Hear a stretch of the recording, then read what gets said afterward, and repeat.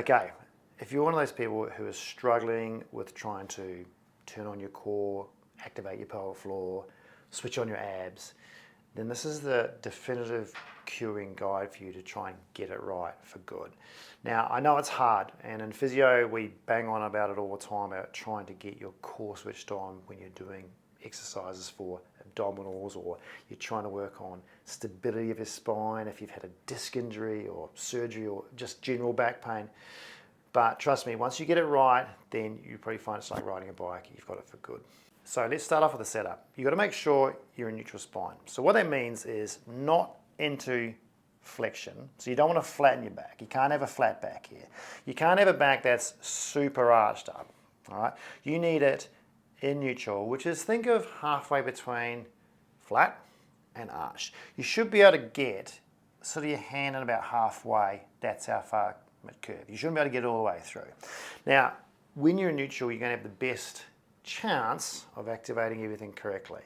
Next thing you want to do is place your fingers. I would put 2 fingers, find the bony point on either side of the pelvis. Okay, so the ASIS, which is the front side of the pelvis here, you're going to put 2 fingers on each side. So for here, you'd go for the bony part. You'd also go down in an inch so you can actually feel what your transverse abdominis is doing. Okay, so that is going to be the easiest way for you to get some feedback, because otherwise it's pretty hard to know what you're doing. Right? When you activate your pelvic floor, you're going to feel what your abdominals are doing. So it's very important that you get your hands in the right spot so you can get that feedback when you're doing it correctly.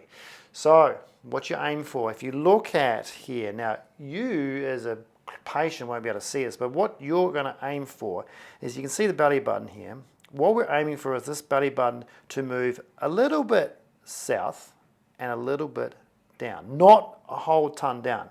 Certainly not a whole ton up and not a whole ton down, but a little bit down and a little bit in. So the first thing you're going to do is what we call switch on your pelvic floor. Now what that means for most people is holding a wee. So here, what I want her to do is to think about feeling what's going on with her finger here, feeling what the tone is doing. She's going to start with her abdominals doing nothing. Okay, so it's absolutely soft here, right? What she's going to do is think about holding a wee, which is activating her pelvic floor. What she should feel is the muscle here, where her fingers are, just slowly tighten.